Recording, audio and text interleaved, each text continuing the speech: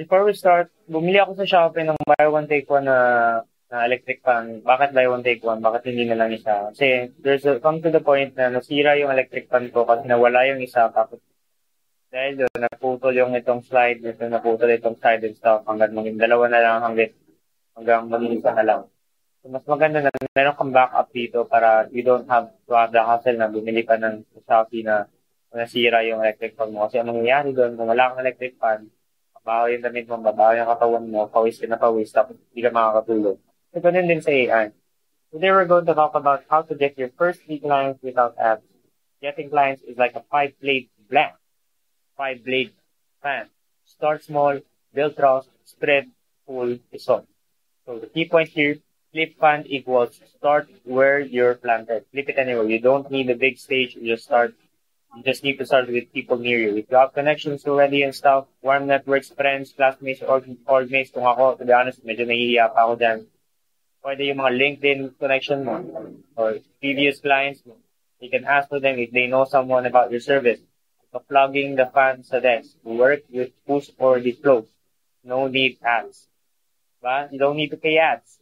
So 5 lays equals 5 steps to your first client. Number 1, reach out warmly. Pag sinabi natin warmly, ito yung mga tao na kilala ka. 2, offer freebies. Breeze. So, ibig sabihin, give 1 to 2 micro wins. Ibig sabihin, nakapag sila ng proposal, nakapag-propose sila, tapos natanggap sila, micro wins yun. The simple edits.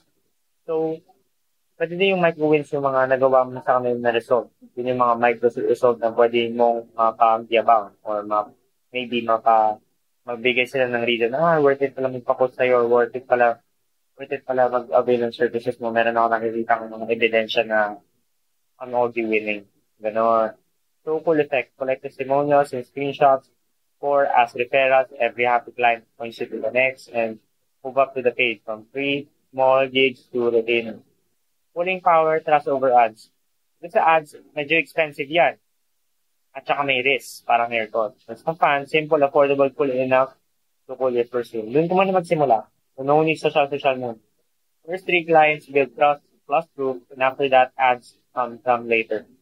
So, in terms of like, yung fan mo, be sure na hindi siya sira and stuff like that. Kapag you will be using your double blade fan in your room. Because if you're going to buy cheap, you have to ensure na you're also doing it, you're buying something that quality and is functional and sustainable. So I do have a fan system to land your three first clients. You just tell me about this description, this video. Join the Freelancer community. Limited lang yung mga members to join there. And I'll see you there.